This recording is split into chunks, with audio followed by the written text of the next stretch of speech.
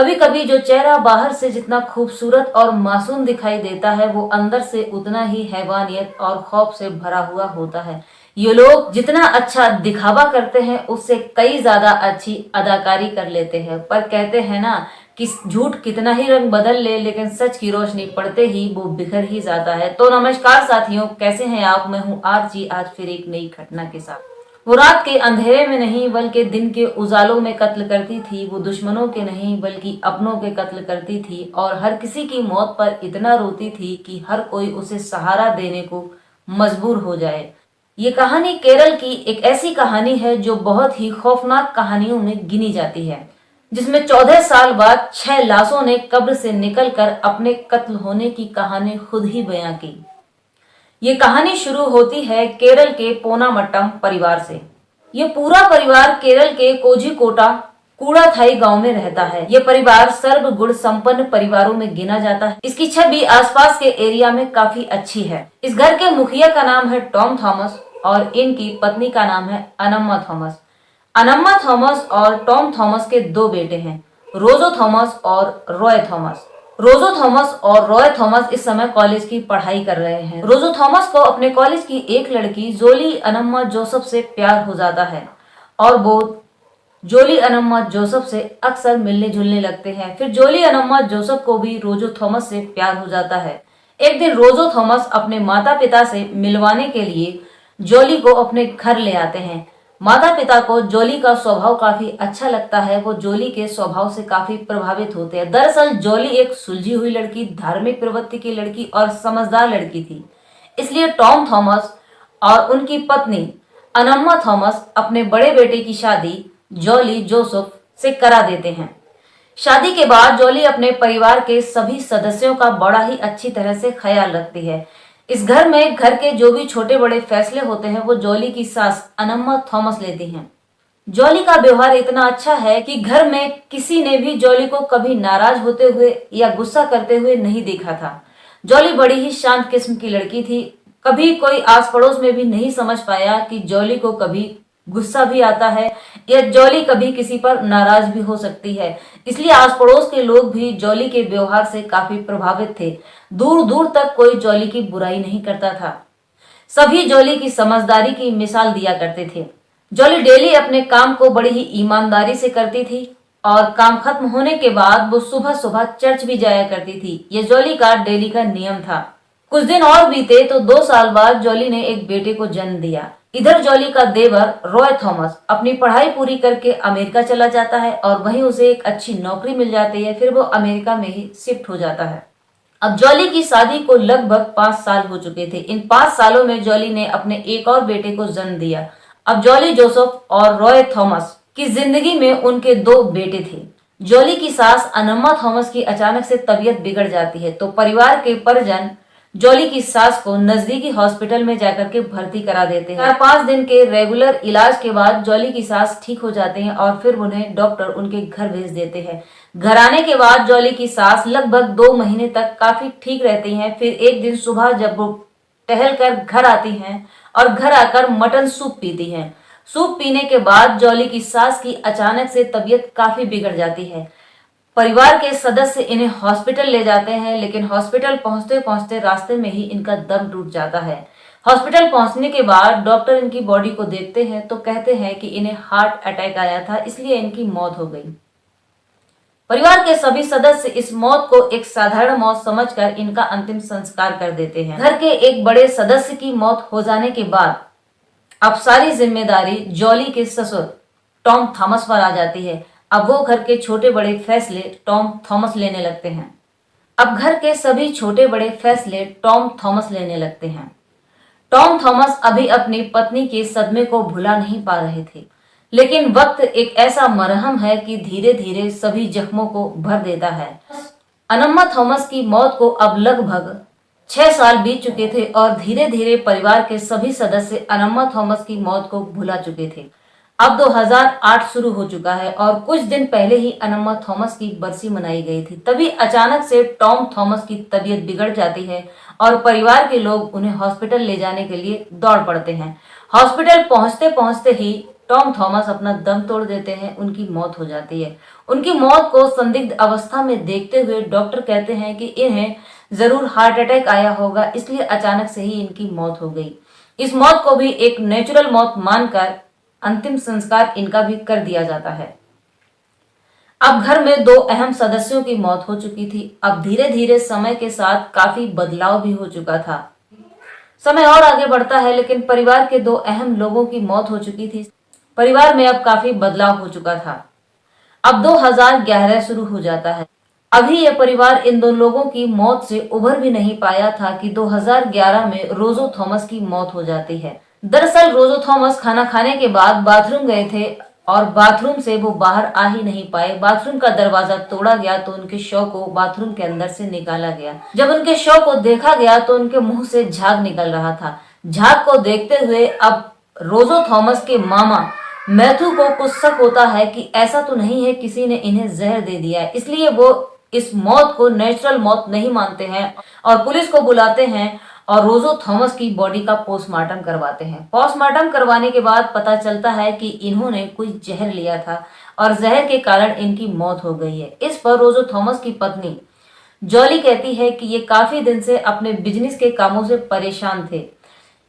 ये मुझसे कई बार कह रहे थे कि मेरे ऊपर बिजनेस का ज्यादा प्रेशर पड़ रहा है, ऐसा ना हो कि इस बिजनेस के दबाव में आकर मैं कहीं सुसाइड न कर लूं। जॉली की ये बात सुनने के बाद पुलिस के लोग रोजो थॉमस के ऑफिस जाते हैं और ऑफिस की तहकीकात करते हैं, छोटी बड़ी जानकारियां इकट्ठा करते हैं, तो उन्हें पता चलता है कि सच में रोजो थॉमस काफी टेंशन से गुजर रहे थे। तो हो सकता है उन्होंने खुद ही सुसाइड कर लिया हो।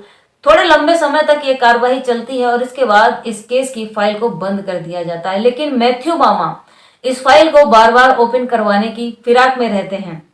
उन्हें जब भी समय मिलता है तो वो पुलिस से बात करते हैं और यही कहते हैं कि एक बार आप उस फाइल को ओपन कीजिए और फिर से इस केस पर बारीकी से तहकीकात कीजिए। लेकिन पुलिस इसे सुसाइड केस मानकर फाइल पहले से ही बंद कर चुकी थी, इसलिए वो अब इस फाइल पर दोबारा काम नहीं करना चाहती थी। इधर मैथ्यू मामा अपने छोटे भांजे जो कि अमेरिका में रह रहा है उससे बात करते हैं और कहते हैं कि मुझे ये नेचुरल डेथ नहीं लगती है, मुझे ये सोची समझी साजिश लग रही है। तुम यहाँ पर आ जाओ तो इस फाइल को खुलवाया जाए और दोबारा से तहकीकात करवाई जाए।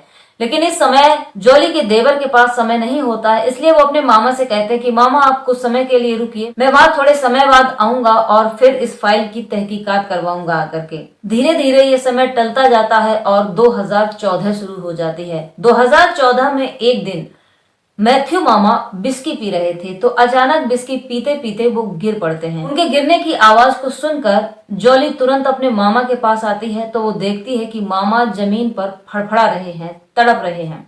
इसलिए जॉली तुरंत पड़ोस के कुछ लोगों को बुलाती है और मैथ्यू मामा को हॉस्पिटल ले जाने की तैयारी होने लगती है।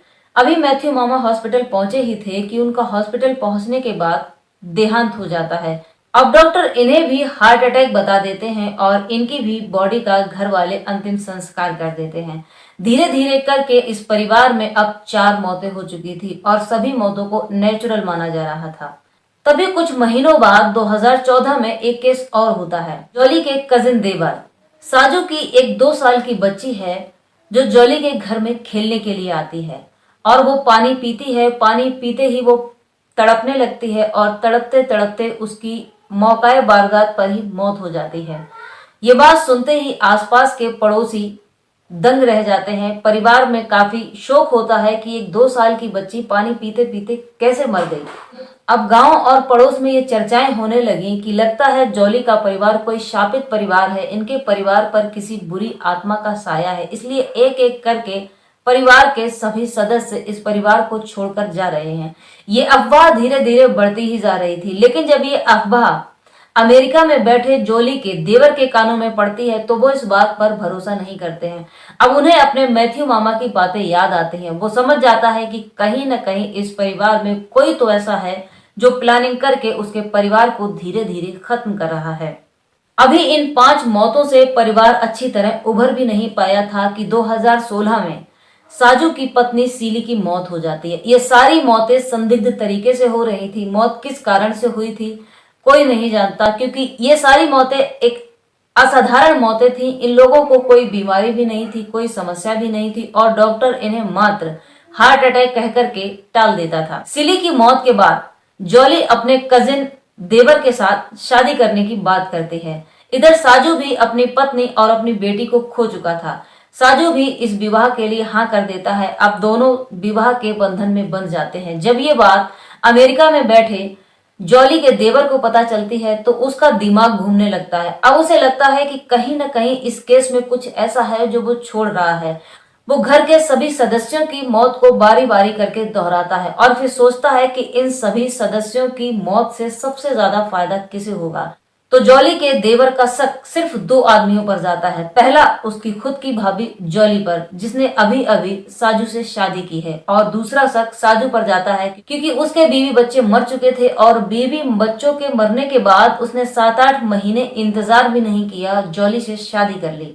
इस केस की तहकीकात करने के लिए अब रॉय थॉमस, जो कि अमेरिका में है, वो इंडिया आ जाता है। इंडिया आने के बाद वो पुलिस स्टेशन जाता है और कहता है कि उसे अपने भाई की फाइल दोबारा से ओपन करवानी है, लेकिन पुलिस के लोग उसकी बातों पर ध्यान नहीं देते। वो कई बार थाने के चक्कर लगाता है लेकिन कोई उसकी बात सीरियस नहीं लेता है। इंडिया में थोड़े समय रहने के बाद जॉली के देवर को पता चलता है कि ये सारी जायदाद जॉली ने अपने नाम करवा ली है। अब उसका शक यकीन में बदल जाता है कि हो ना हो इन हत्याओं में इन दोनों का ही हाथ है, वरना इन 6 हत्याओं से पहले किसी ने भी मुझसे प्रॉपर्टी की कोई बात नहीं की। मां ने मरने से पहले कोई प्रॉपर्टी नहीं बनाई थी, पिता ने भी मरने से पहले कोई प्रॉपर्टी नहीं बनाई थी, यहाँ तक कि उसके मामा ने भी प्रॉपर्टी के विषय में उससे कोई बात नहीं की थी। लेकिन अचानक से ये सारी प्रॉपर्टी जॉली के नाम पर कैसे आ गई? इसलिए वो पुलिस के पास जाता है और जॉली प्रॉपर्टी के पेपर दिखाता है।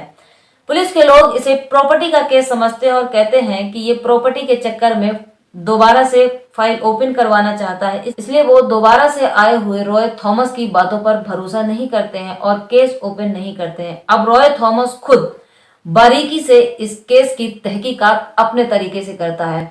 फिर वो सोचता है कि जिस समय उसकी मां अनम्मा थॉमस की मौत हुई थी उस समय परिवार में जॉली मौजूद थी और मरने से पहले अनम्मा थॉमस ने मटन का सूप पिया था। इसके बाद उसके पिता टॉम थॉमस की मौत हुई थी। मौत होने से पहले पिता ने भी खाना खाया था और खाना खाने के तुरंत बाद ही उनकी तबीयत बिगड़ी थी। उस समय भी घर पर जॉली थी। इसके बाद उसके भाई रोजो थॉमस, जिनकी बाथरूम में मौत हुई थी, वो भी कड़ी चावल खाने के बाद बाथरूम गए थे और बाथरूम में जाने के बाद ही वो गिर पड़े। इसके बाद उन्होंने दरवाजा भी नहीं खोला था, दरवाजा तोड़कर लोग अंदर गए थे। इसके बाद वो अगली मौत को याद करते हैं तो उन्हें पता चलता है कि मैथ्यू मामा की मौत भी विस्की का सेवन करते समय हुई थी। उस समय भी जॉली घर पर थी। जिस समय वो 2 साल की बच्ची अल्फाइन पानी पीने के बाद मरी थी उस समय भी जॉली घर पर थी। और इन सभी मौतों में 2 बातें कॉमन नजर आ रही थी।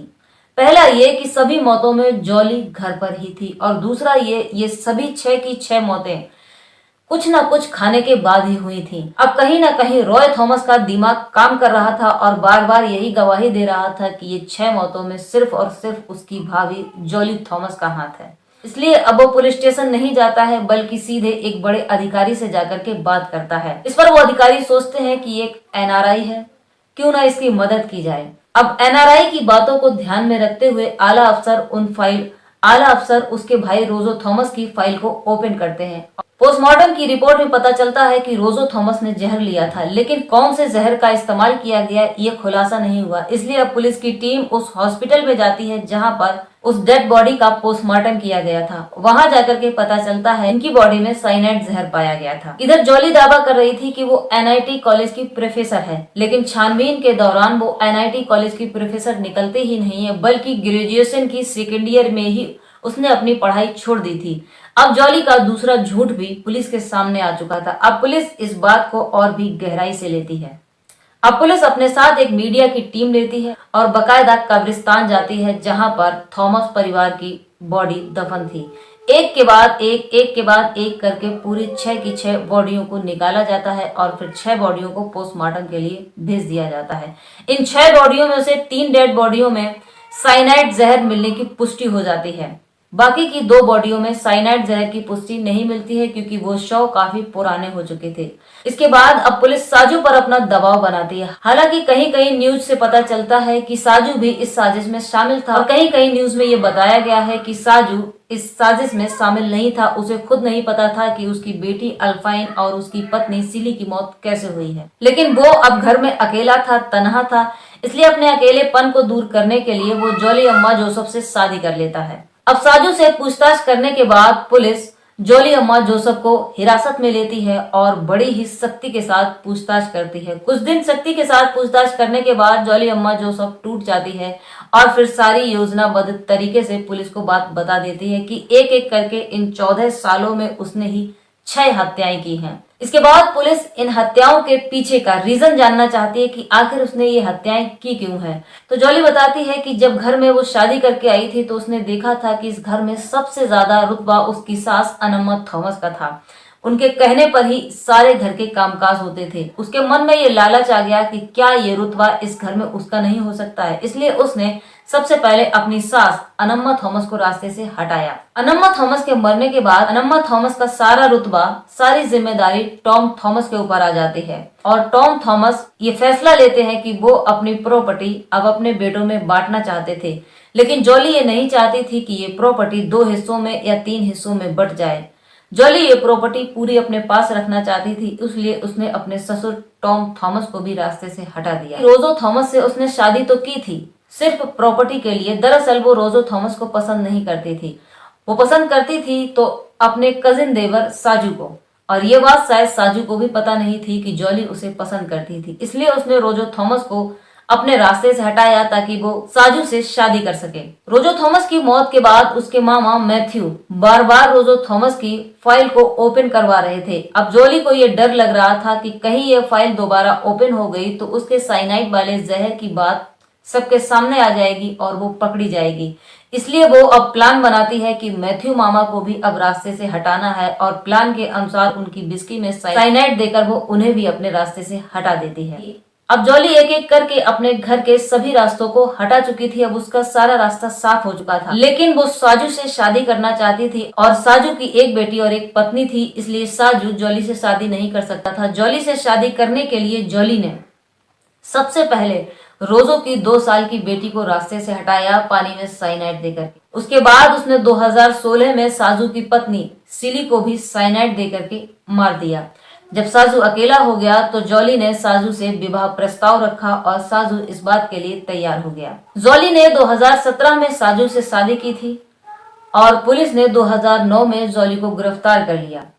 फिर जॉली से पूछताछ के दौरान पता चलता है कि ये साइनाइड उसे कहां से मिला है। तो जॉली बताती है कि उसका एक मित्र है जो कि साजू को भी अच्छी तरह से जानता है। उस मित्र का एक मित्र है जो कि सुनार की दुकान में काम करता है। अक्सर साइनाइड का प्रयोग सोने और चांदी के गहनों को साफ करने के लिए किया जाता है। उसका मित्र सुनार से साइनाइड लेकर आता है और जॉली को दे देता है। उसी साइनाइड की मदद से उसने इन 14 सालों में 6 हत्याएं कर दी थी। हत्याओं के बाद केरल में सभी के मन में ये प्रश्न चल रहे थे कि कभी किसी ने जॉली को लड़ते झगड़ते नहीं देखा, कभी किसी ने जॉली को नाराज होते नहीं देखा, कभी उसके चेहरे की मुस्कुराहट नहीं गई। इस मासूम चेहरे के पीछे इतनी बड़ी साजिश आखिर कैसे हो सकती है। फिलहाल जॉली को उसके कर्मों की सजा पुलिस के द्वारा दे दी जाती है। आपको आज का ये वीडियो कैसा लगा हमें कमेंट में जरूर बताएं। अगर आपको ये वीडियो पसंद आया है तो वीडियो को लाइक कीजिए, शेयर कीजिए, साथ ही साथ चैनल को सब्सक्राइब कीजिए, क्योंकि आपका एक लाइक, शेयर और सब्सक्राइब हमारे लिए बहुत महत्व रखता है। तो खुश रहिए, खुशियां बांटिए और अपना ध्यान रखिए। Thanks for watching this video.